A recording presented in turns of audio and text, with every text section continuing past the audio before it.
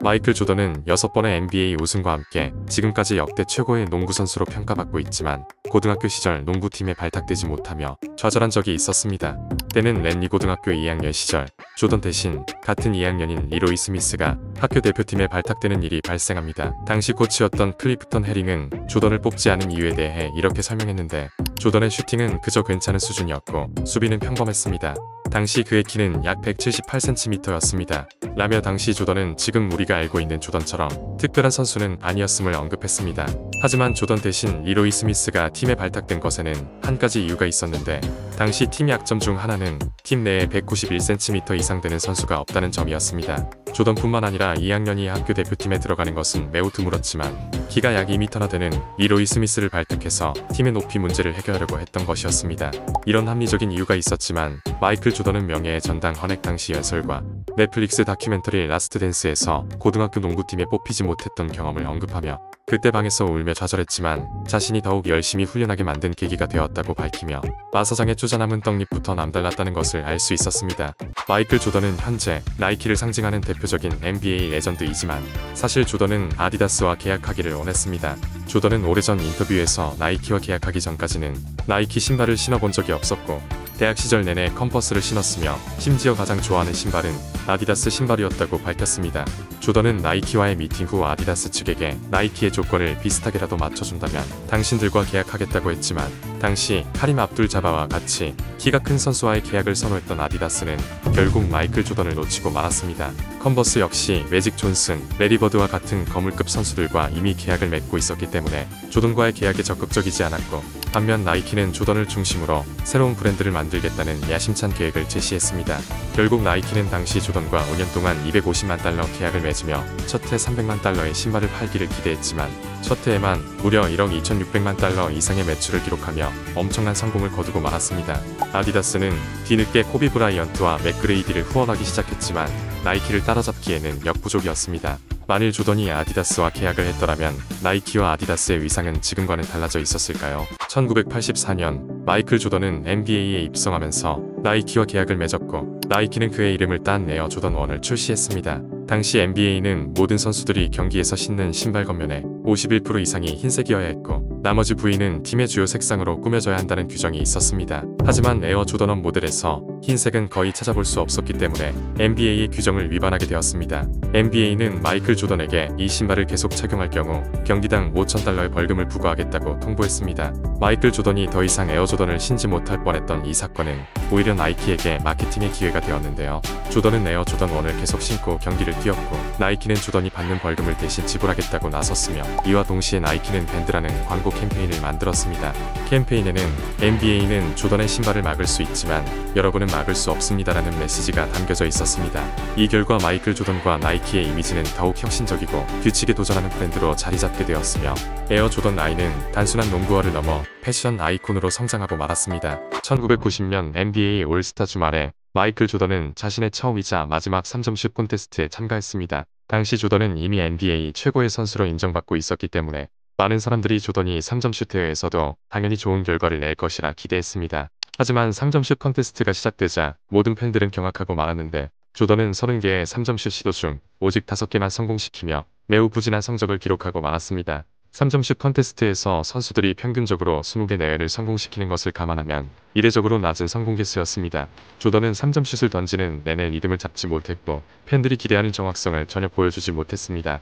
하지만 조던은 이 실수를 크게 신경 쓰지 않았으며 컨테스트 후 이건 내 영역이 아니다라는 태도로 농담을 던지고 말았습니다. 사실 조던은 3점슛을 많이 시도하는 선수는 아니었습니다. 1980년대와 1990년대 초반에는 3점슛이 지금처럼 중요한 득점 수단이 아니었기 때문에 조던의 3점슛 시도와 성공률은 낮은 편이었습니다. 하지만 마이클 조던은 1992년 NBA 파이널 1차전에서 포틀랜드 블레이저스를 상대로 10개의 3점슛 시도 중 무려 6개를 성공시키며 팀을 대승으로 이끌었으며 6번째 3점슛을 성공시키며 어깨를 으쓱하는 장면은 그의 커리어에서 상징적인 장면이 되고 말았습니다. 마이클 조던은 아버지 제임스 조던의 영향을 받아 어릴 때부터 야구를 매우 좋아했습니다. 고등학교 때까지 농구와 야구를 병행했지만 점차 농구의 재능을 보이기 시작하면서 농구에 집중하기로 결심했습니다. 1993년 NBA에서 3번의 우승으로 최고의 커리어를 이어가고 있던 마이클 조던은 갑자기 은퇴를 선언했는데 아버지 제임스 조던이 비극적으로 살해되며 정신적으로 큰 충격을 받았고, 아버지는 항상 아들이 야구 선수가 되기를 원했었기 때문에 아버지의 꿈을 이어받아 야구로 전향하겠다고 밝혔습니다. 마이클 조던은 시카고 화이트삭스와 계약해 마이너리그 팀인 버밍햄 바론스에서 야구를 시작했습니다. 조던은 AA-에서 127경기에 출전해 타율 2할 1리, 3개의 홈런, 51타점, 30도루를 성공시켰습니다. 전문가들은 그가 성실하고 열심히 노력했지만 야구로 성공하기에는 기술적으로 부족하다고 평가했습니다. 그러던 중 1994년 말 메이저리그에서 파업이 발생합니다.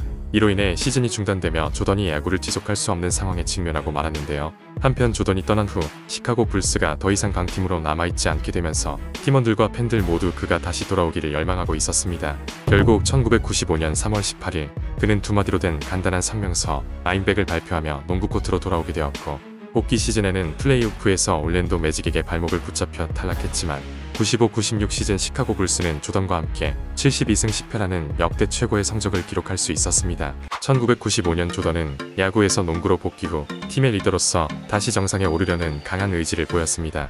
조던은 팀 훈련 중 약한 파울이 팀을 더 강하게 만들지 못한다고 생각하며 당시 불스의 중요한 롤플레이어였던 스티브 커에게 의도적으로 강한 파울을 했는데, 이에 화가 난 스티브 커는 조던을 밀치면서 물러서지 않겠다는 의사를 표현했습니다. 그러자 조던은 커의 반응에 분노하여 펀치를 스티브 커에게 날리고 말았으며, 이로 인해 스티브 커는 얼굴에 펀치를 맞고 눈에 실핏줄이 터지고 멍이 들고 말았습니다. 필 잭슨 감독은 조던을 훈련장에서 퇴장시켰으며, 이 사건은 우승을 향한 여정에 악영향을 미칠 수 있는 사건처럼 보였습니다. 훈련이 끝난 후 마이클 조던은 자신의 행동을 후회하며 스티브 커에게 직접 사과를 했고, 다행히 스티브 커는 이를 흔쾌히 받아들였습니다. 이 사건은 조던과 커의 관계에 긍정적인 변화를 가져왔으며 1997년 NBA 파이널 6차전에서 조던은 결승전 마지막 순간 스티브 커에게 승부를 결정짓는 결승슛을 맡기며 그에 대한 신뢰를 보여줬습니다. 마이클 조던은 5번째 우승을 눈앞에 두고 인생 최대의 위기를 맞이하고 말았습니다.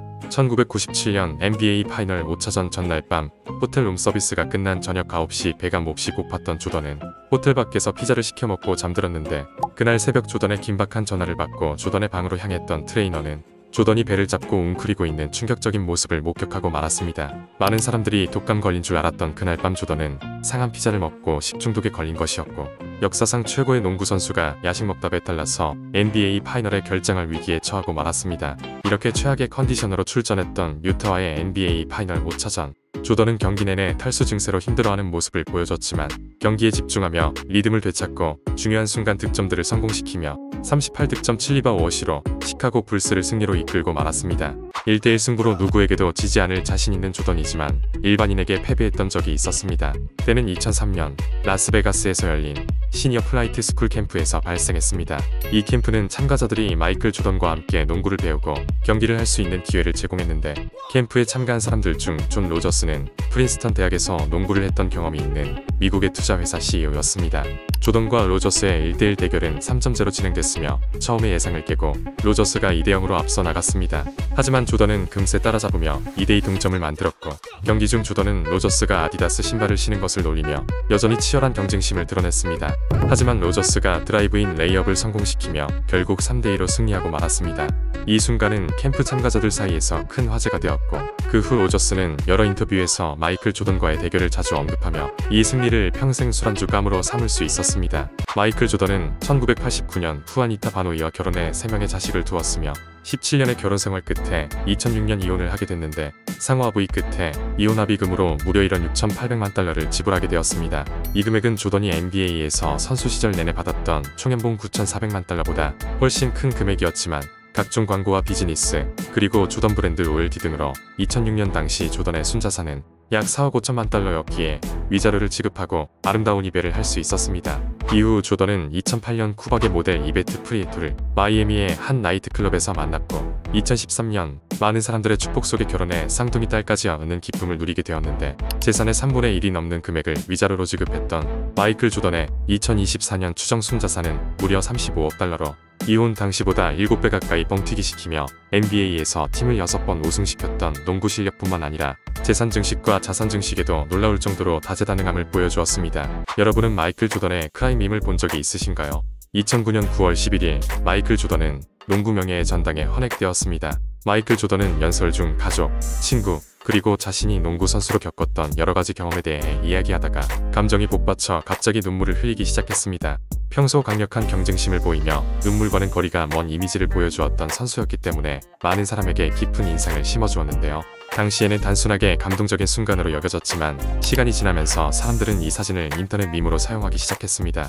2012년 본격적으로 인터넷에서 이 사진은 인터넷 밈으로 퍼지기 시작했는데 농구 경기나 스포츠에서 패배한 선수나 실패한 순간을 풍자할 때 사용되었으며 농구와 상관없는 상황에서도 다양한 인물, 캐릭터와 합성을 통해 감정적인 순간을 비꼬는 용도로 사용했습니다. 조던은 처음에 이 밈에 대해 불편함을 느꼈다고 알려졌지만 시간이 지나면서 마이클 조던도 이 밈을 받아들이게 되었고 자신의 밈에 대해 가벼운 농담을 하기도 했습니다. 2020년 코비의 추도식에서 조던은 코비와의 추억을 회상하며 또다시 눈물을 흘렸는데 조던은 그 순간 앞으로 몇 년 동안 또 다른 크라잉 조던 밈을 보게 될 것 같다며 코비를 잃은 슬픔과 자신의 밈과 관련된 유머를 동시에 보여주었습니다.